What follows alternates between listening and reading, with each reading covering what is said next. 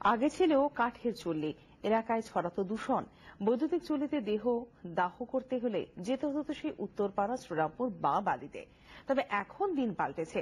হুগলির ডানকুনি পুরসভার উদ্যোগে কালীপুরে তৈরি হয়েছে আধুনিক বৈদ্যুতিক চুল্লি। চণ্ডীতলার এই কালীপুর শ্মশানে আগে সব দাহ করা হতো কাঠের চুল্লিতে। সেই কাঠের চুল্লি থেকে নানা রকম দূষণ ছড়াতো এলাকায়। স্থানীয় বাসিন্দাদের এবং এই কালীপুরের বাসীদের দাবি ছিল দীর্ঘদিন ধরে যে এখানে একটা বৈদ্যুতিক চুল্লি গড়ে তোলা হোক। স্থানীয় বাসিন্দাদের দীর্ঘদিনের দাবি মেনে হুগলির ডানকুনি পুরসভার উদ্যোগে কালীপুরে তৈরি করা হয়েছে আধুনিক বৈদ্যুতিক চুল্লি। পুর ও নগর উন্নয়ন দপ্তর এবং ডানকুনি পুরসভার যৌথ প্রচেষ্টায় প্রায় 2 কোটি টাকা খরচে তৈরি হয়েছে এই চুল্লি। কালীপুর শ্মশান এখন মহা শ্মশানে পরিণত হয়েছে।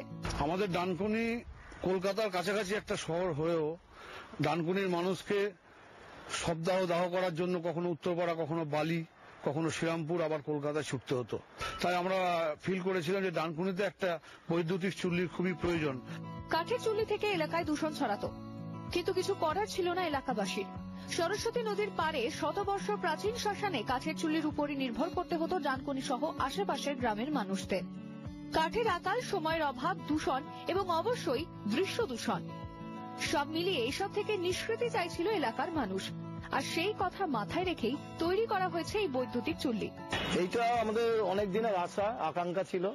অনেক রাত্রে মানুষ মারা গেলে শীতে বা এতে বাইরে যাওয়া সম্ভব থাকে না, তাই ইলেকট্রিক চুল্লিটা হয়ে আমাদের সকলের, মানে আমাদের এইখানে শুধু কালীপুর গ্রাম নয়, আপনার চাপাডাঙ্গা থেকে আরো চলে যান, যদি আরামবাগ যান, এখনো ওখানে চালু হয়নি আমার যতটা সম্ভব মনে হয়।